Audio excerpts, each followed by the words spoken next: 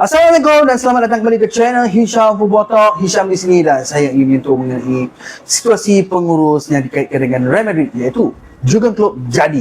Ayo jom kita mulakan.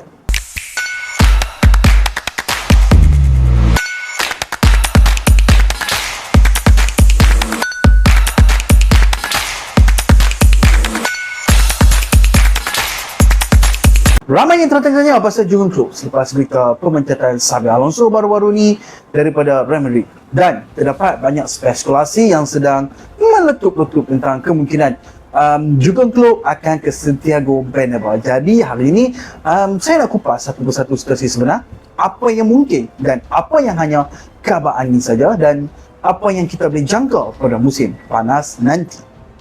Jurgen Klopp memang dihormati dalam kalangan pengurusan Real Madrid.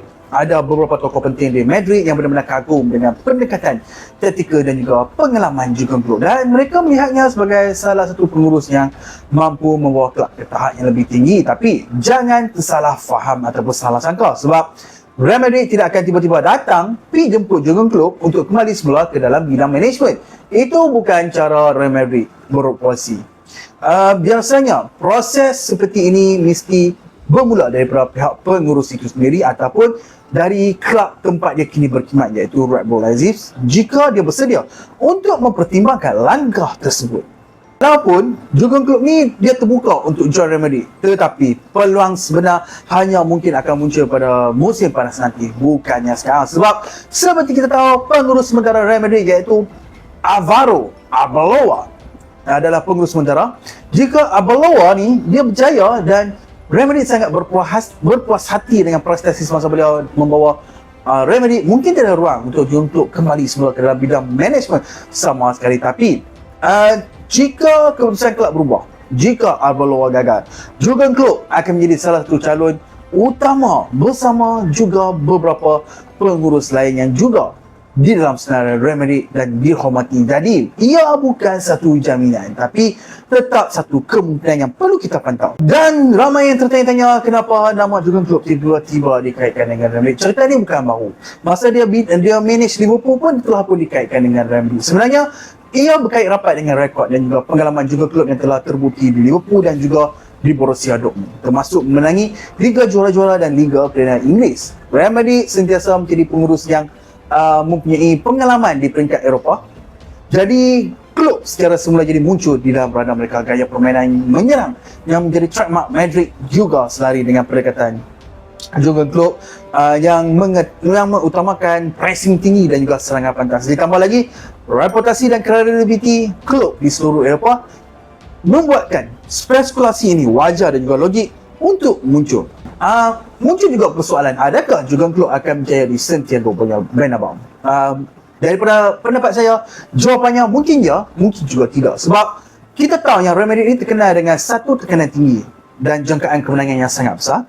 Walaupun Jurgen Klopp mempunyai mental yang sangat-sangat kuat, budaya kelab Real Madrid ini boleh menjadi satu cabaran baru dalam karier beliau. Selain itu, Jurgen Klopp memerlukan masa untuk membentuk pasukan mengikut acuan dia sendiri.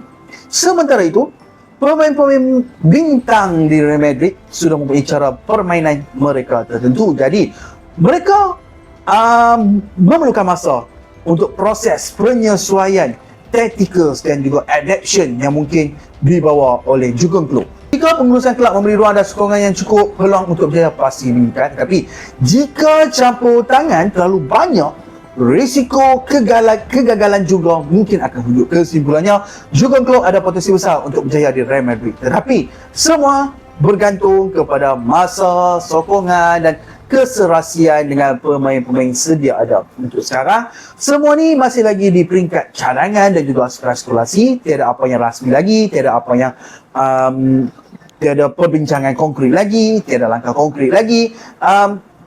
Tetapi langkah konkret hanya akan berlaku bila semua pihak bersedia, sama ada Jurgen Klopp sendiri ataupun pihak Real Madrid. Jika ada pergerakan sebenar, saya akan kongsikan kepada hampa semua, dan ini pasti akan menjadi salah satu berita panas pada musim panas yang wajib diperhatikan oleh peminat-peminat bola sepak Eropah seluruh dunia.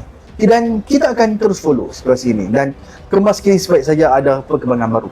Okay guys, jangan lupa tekan butang subscribe dan aktifkan notification bell supaya hampa semua tak terlepas mengenai cerita panas tentang Jurong Club dengan Remedy dan juga cerita-cerita mengenai perpindahan pemain bola sepak Eropah. Kalau hampa rasa topik ni sangat menarik, komen di bawah siapa lagi yang patut kita pantau musim panas ini, dan mungkin Jurong Club bukan satu-satunya nama besar yang akan menjadi panas pada musim panas ini. Dan kita jumpa lagi di next video. Assalamualaikum.